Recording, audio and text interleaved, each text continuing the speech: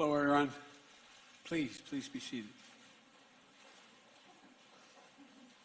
Today, I've been honored to welcome to the White House President Moon, and I got an opportunity to spend some private time with him as well as with our delegations. This is only the second head of state to visit and the White House since I've been president, and it's been a real joy. It's a reflection of how much we value the 70-year alliance with the Republic of Korea and how essential we know the relations is to the United States, the future of the Indo-Pacific region, and quite frankly to the world. Today has been particularly special because this afternoon, in addition to our bilateral meetings, President Moon participated in a ceremony right in this room that awarding the Medal of Honor to a veteran of the Korean War, a true American hero, Colonel Ralph Puckett, Jr. And I want to thank you again, Mr. President, for joining us. It was special. I don't know that there's ever been an award of the Medal of Honor with the head of state of the country where the award was won. It meant a great deal to me and to the family and to our country. But today not only been an affirmation of our shared history of sacrifice that binds the Republic of Korea and the United States together, it's a commitment to expanding cooperation and shaping our shared future in accordance with our democratic values that have made our nation strong and agile and highly competitive in the 21st century's economies. The Republic of Korea and the United States are both nations built on innovation, and we must both meet the challenges facing us today and look to what is possible for tomorrow. Our partnership is grounded on our ironclad commitment to shared security. Our alliance has long been the linchpin of peace, security, prosperity, and the region growing more prominent and us being together. I was grateful that our two nations were able to quickly conclude a new cost-sharing agreement for forces in Korea in March, which will benefit both our peoples. And I thank again the President for that agreement. Today, we made important progress on a range of issues. We spoke about the shared approach to the Democratic People's Republic in Korea, and continuing threat of the DPRK's nuclear and missile programs. My team consulted closely with President Moon's team throughout the process of our DPRK review, and we both are deeply concerned about the situation. Our two nations also share a willingness to engage diplomatically with the DPRK to take pragmatic steps that will reduce tensions as we move toward our ultimate goal of denuclearization of the Korean Peninsula. Today, I affirm to President Moon that the United States will proceed in close consultation with the Republic of Korea in our strategy and our approach. And to help drive all these efforts, I'm pleased to announce that Ambassador Sung Kim, a career diplomat and with deep policy expertise, will serve as the U.S. Special Envoy for the DPRK. Ambassador Kim, you're here somewhere today. Stand up, will you? Thank you for being willing to do this.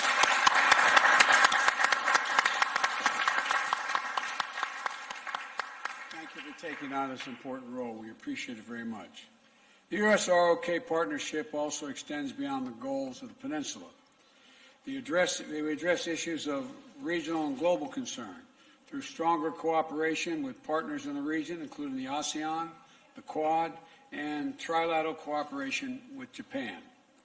The multilateral cooperation is particularly important to coordinate an approach to the situation that exists in Burma as we work to pressure the junta to restore democracy for the people of Burma, and to address issues critical to regional stability, such as maintaining freedom of navigation in the South China Sea and preserving peace and stability across the Taiwan Straits.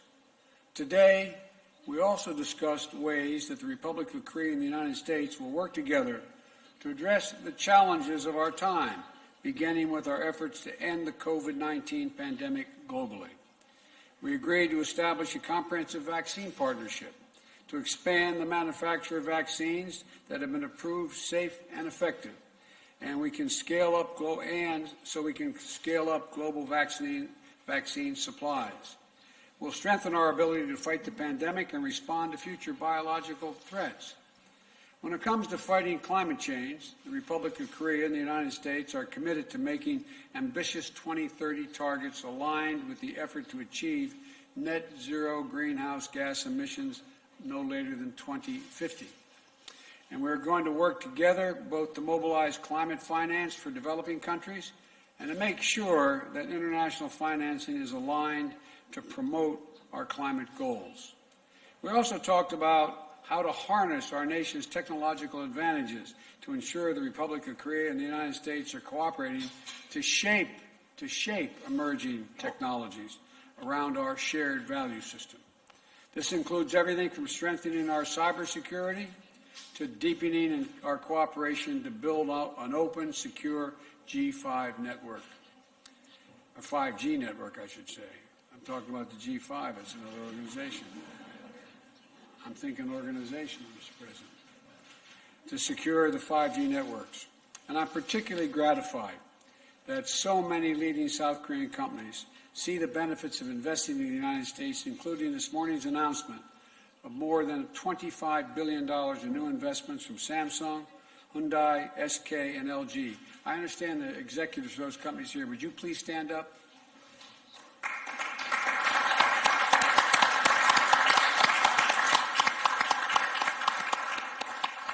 Thank you, and I think we'll do great work together. These new investments are going to create thousands of good-paying jobs and jobs of the future right here in the United States. And they're going to help fortify and secure the supply chains for things like semiconductors and electric batteries. I know, as I said, that the CEOs made the effort not only to do this, but to be here today, and again, I thank them for being here. I thank you for making the investments in our future and yours. Finally, I want to note that yesterday I had the honor of signing into law the COVID-19 Hate Crimes Act to help Americans of Asian descent from having to live in fear just walking down the streets of the United States. Quite frankly, I've been ashamed at the way some Americans have responded. And there's a long history in this country of contributions of Asian Americans being overlooked, forgotten, and ignored. And I affirm to President Moon today what I said yesterday, that we're committing and we're going to stay committed to stopping the hatred based on this bias. I promise you. Our people share a long history. Our soldiers have fought alongside one another. Our scientists work side by side in both our countries. Our students study together, share ideas, and seed new opportunities for future collaboration. And our people-to-people and cultural connections are only growing. And K-pop fans are universal. Now, I can tell those who laugh know what I'm talking about. Well, anyway, I'll get back to that later. Anyway. The Korean actors took home an Oscar for supporting actors this year, following up on the 4 Oscar wins for the movie Parasite last year. And so our two countries, our two nations have the tools and the deep connections that we need to make even stronger alliances and stronger cooperation. And I want to thank you again for the meetings today, Mr. President, particularly our long private meeting. I appreciated that a great deal. And I'm looking forward to working closely with you and your team as we expand and strengthen our efforts to shape the future together. And I mean that literally, to shape the future together. So thank you. Mr. President.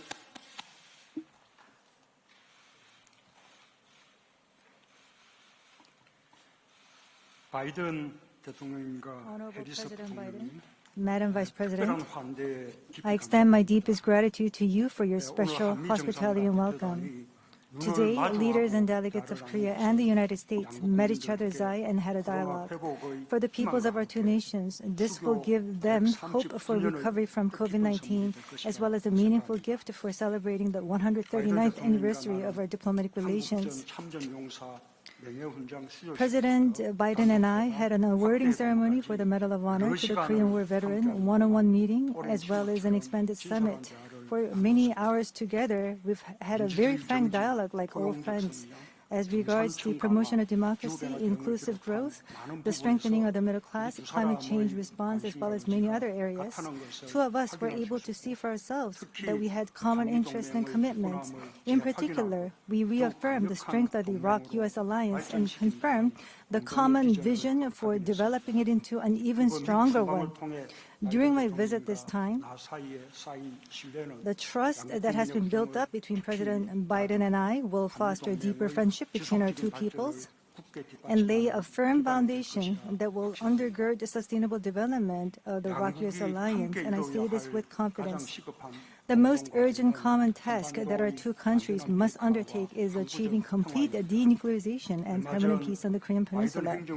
Recently, the Biden administration concluded its DPRK policy review, building on past agreements, including the Singapore Joint Statement, while taking a calibrated and practical approach to seeking diplomacy with North Korea, is indeed a welcome direction of the Biden administration's North Korea policy. During the course of the review, our two countries closely coordinated with each other in lockstep, which I note with much appreciation. Moreover, I welcome President Biden's appointment of Ambassador Sung Kim as Special Representative for North Korea policy. This reflects the firm commitment of the U.S. for exploring diplomacy and its readiness for dialogue with North Korea. I have high expectations, all the more as such a man of high caliber with expertise in the Korean Peninsula issues has been appointed. President Biden and I discussed the dialogues based on commitments made between the two Koreas and between the U.S. and North Korea are essential for making a peaceful Korean Peninsula. This is the belief that we were able to reaffirm. Moreover, President Biden also expressed his support for the inter-Korean dialogue and cooperation. Under close cooperation with the U.S., we will work to facilitate progress in inter-Korean relations so as to achieve a virtuous cycle with U.S. DPRK dialogue. Moving forward as well, Korea and the United States will continue close communication while exploring our North Korea approach through dialogue and diplomacy. On that, I expect a positive response from North Korea. When strong security is firmly in place, we can preserve and make peace.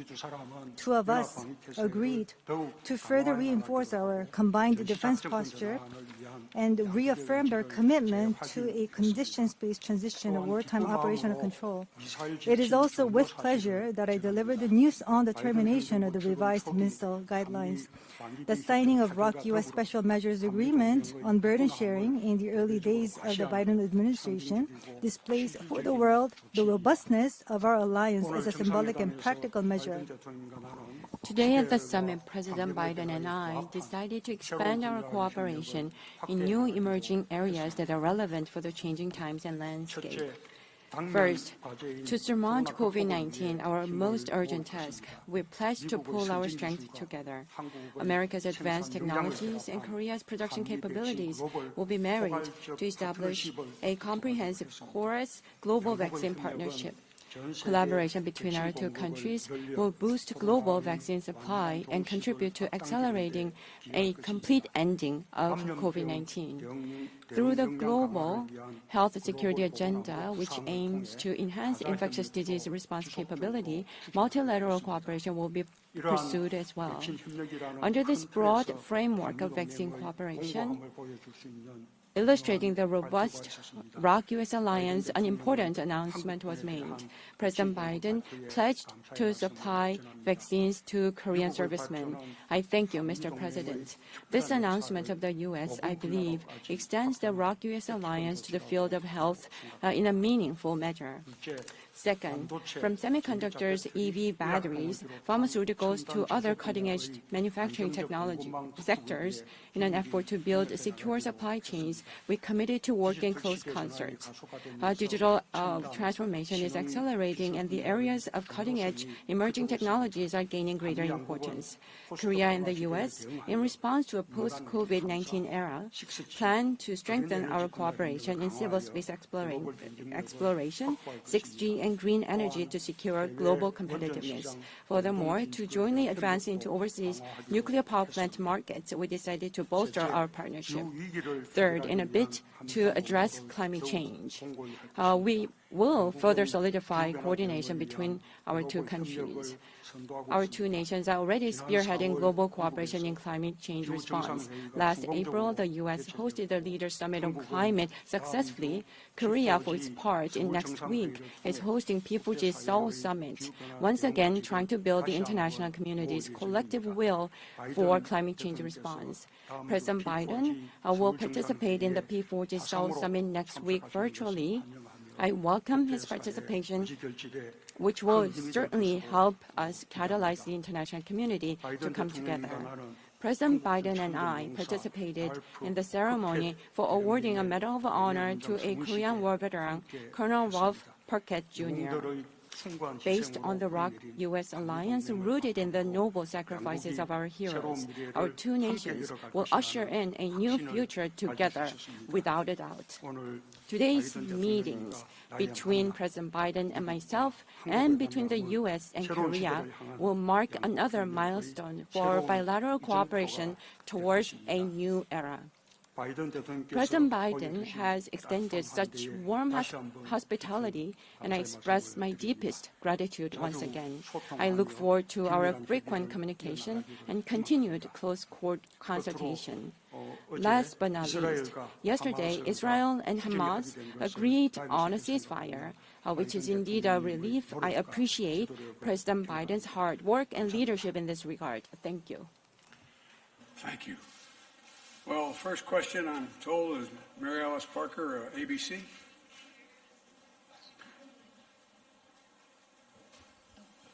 Thank you, Mr. President. I appreciate it.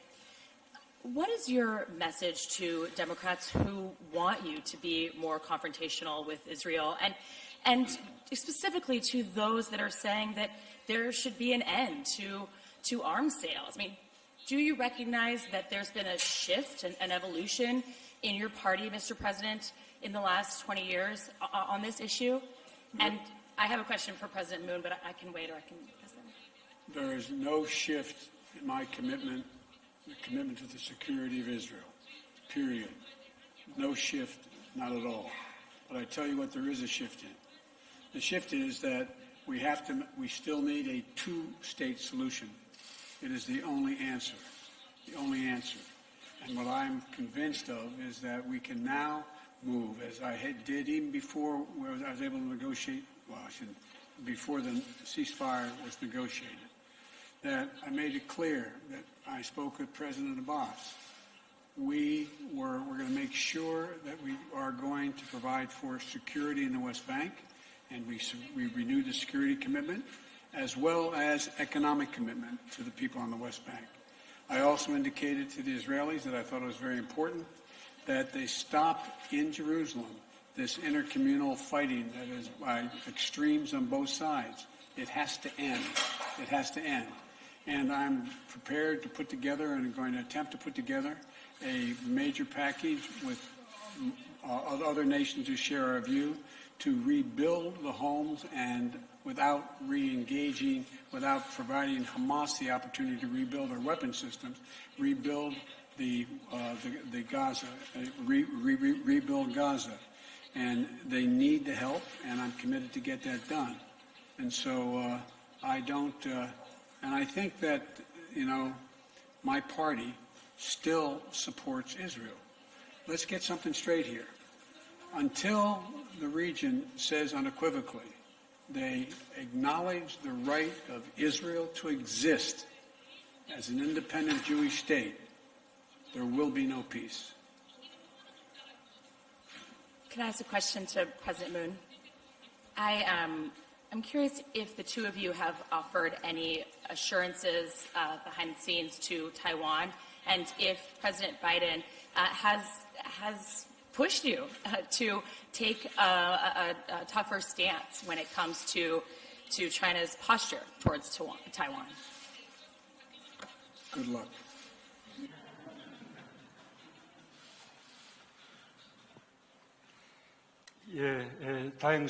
Well, fortunately, there wasn't such pressure. But as for peace and stability in Taiwan Strait, we agreed how important that region is, especially considering the special characteristics between China and Taiwan. We decided to work more closely on this matter going forward. You can answer that. So we have a question from a Korean journalist over here. Yes. Two from the left.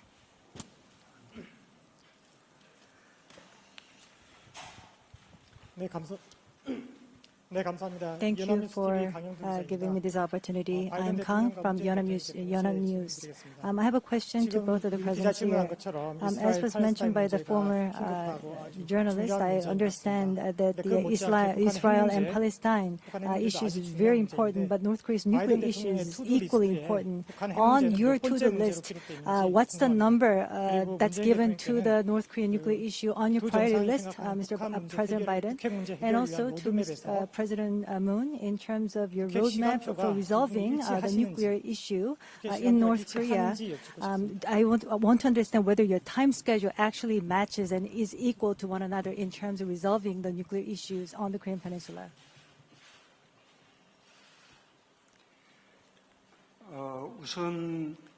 So, to begin, under the new Biden administration, the DPRK policy review has been completed in a rather fast period of time. That means that the Biden administration puts a priority on its North Korea policy among its diplomatic tasks. And also in terms of reviewing its DPRK policy, there was a very close coordination as well as consultations between the United States and the Republic of Korea.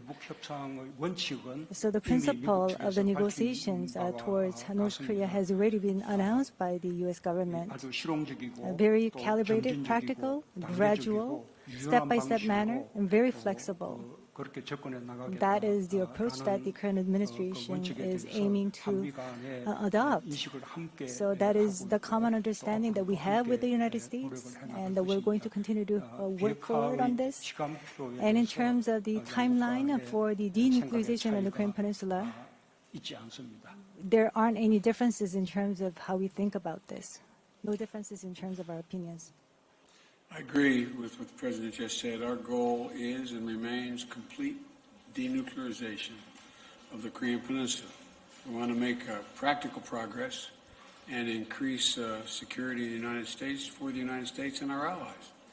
You know, we closely studied what others have tried and what worked and what hasn't worked. And, you know, we're under no illusions how difficult this is, none whatsoever. And the past 4 administrations have not achieved the objective. It's an incredibly difficult objective. As we move forward, we're going to stay in very close coordination with our friends and our partners in the region, including President Moon. And we fully recognize that this is about our collective security in the Indo-Pacific region. And so the total denuclearization is our objective and remains so.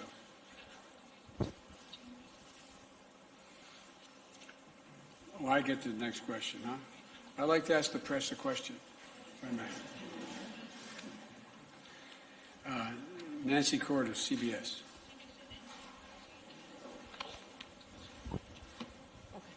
Thank you very much, Mr. President. I have one question about North Korea and one question about Israel. We've changed this one question thing, haven't we? 2 foreign policy questions. You have said in the past that you would not meet with Kim Jong-un, the leader of North Korea, without certain preconditions. Yes. What are those preconditions, and do you believe he would ever be able to meet them? Well, what I never do is I never make a judgment what a man or woman is going to do or not do based on what they said. We'll see if he made any commitment, and I would meet with him, and if there was a commitment on which we met. And the commitment has to be that there's discussion about his nuclear arsenal. And if it's merely a means by which, how do we de-escalate what they're doing? And so if that was the case, I would not meet unless there was some outline made that my Secretary of State and others would have negotiated as to how we would proceed. But what I would not do is I would not do what had been done in the recent past. I would not give him all that he's looking for, as national, international recognition as legitimate, and give them what allowed him to move in the direction of appearing to be more, how can I say it, more serious about what he wasn't at all serious about. I'd have to know specifics, but the idea of never meeting with North Korea, I would make sure that my team had met with their counterparts, and I knew exactly what we were meeting on. And then in the wake of all of your conversations this week, what is your relationship like now with Israeli Prime Minister Benjamin Netanyahu? Do you have certain expectations that he will bolster the rights of the Palestinian people in some way? And if so, did you convey that to him in your conversations? One of the reasons why we were able to get the ceasefire in 11 days, they didn't do what other people have done. I don't talk about what I tell people in private. I don't talk about what we negotiate in private. What I can assure you, though, is that the last time it took 56 days and then 6 months to get a ceasefire. I'm praying this ceasefire will hold. I take Bibi Netanyahu when he gives me his word. I take him at his word. He's never broken his word to me. And but what I've made clear is that it's essential. It's essential that the Palestinians on the West Bank be secured, that Abbas be recognized as the leader of the Palestinian people, which he is. Hamas is a terrorist organization. We recognize that. But that doesn't mean we should not be in Gaza, rebuilding Gaza for all those innocent people who, in fact, have been hurt and have been collateral damage, including loss of homes and a whole range of other things, as well as insisting that Israeli citizens, whether it be Arab or Jew, are treated equally. Israeli citizens, and that's what was going on in Jerusalem, and so that has to come to an end. And Bibi, the Prime Minister, knows my views, and but the commitment that was given was immediately kept. From the very beginning, I told him what our objective was, that there needed to be a ceasefire, and he, in fact, kept his commitment in the time frame in which he said he would do it. Thank you. And by the way, I wasn't the only one that spoke to him. I looked down here, every major player on my team, from Secretary of Defense to Secretary of State, all the way down the line, and our National Security Advisor were in constant contact with their counterparts in Israel, in Egypt, and throughout the Middle East. This was not something that was just done with a casual conversation between myself and Bibi. I have presumptuous of me to say this, but Mr. President, but I think I've got a great team. And I spent a lot of time with El-Sisi on the phone in Egypt, and they've done a commendable job of bringing Hamas to the table and getting them to agree to a ceasefire as well. Thank you. Is that it? 우리 I think 한국 there's one more question over there. 예, 우리 여성 기자 Yes. A lady. 손 들지 않습니까? All ladies do not raise their hands. 아니 뭐 우리 한국은 여성 기자들이 없나요? Do we not have female journalists from Korea?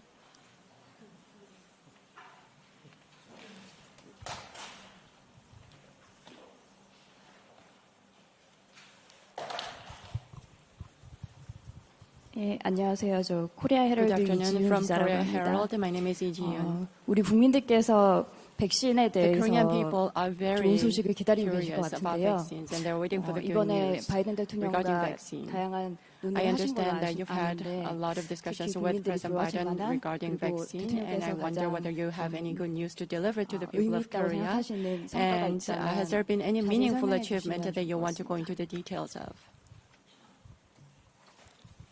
예, 그 백신 Yes. 그 협력에 Regarding 대해서는 vaccine cooperation, 오늘 공동 성명과 You can read the joint statement and also the remarks that were issued as press release today. But to emphasize it once again, between the U.S. and Korea, for vaccine cooperation, there will be a comprehensive partnership to be established between our two nations, and there has been an agreement between our two sides on that. The U.S. has the ability to develop vaccines, and Korean companies have the capacity to produce a biomedicine. And we are going to combine those capabilities so that we can boost vaccine supply, so that we can accelerate the rollout of vaccines to the entire world, especially in the Indo-Pacific region. For supplying vaccines to that region, I believe that we'll be able to make a contribution in that regard. And in that process, Korea, in my opinion, will get some help in stabilizing our vaccine supply. And at the same time, for the sake of the ROK-US alliance, President Biden decided to provide vaccines to the servicemen in Korea. As soon as the U.S. is ready, I understand there will be an announcement to be made by the U.S. side. By the way, I can just prematurely make that. Now, there are 550,000 Korean soldiers, sailors, airmen who work in close contact with American forces in Korea. We'll provide full vaccinations for all 550,000 of those Korean forces engaging with American forces on a regular basis, both for their sake as well as the sake of the American forces. In addition to that, we've talked about the ability to have vaccines produced with our working with, and this is in the offing, working with one of the major vaccine producers in the United States, and where Korea is incredibly sophisticated, and with the help of that particular company will be able to make significant numbers of vaccines for themselves. And lastly, it is my hope and expectation, I cannot commit to it because we don't know for certain, but we think that over the remainder of 2021, we're going to be able to vaccinate every American. We have enough vaccine to vaccinate every American, period, right now.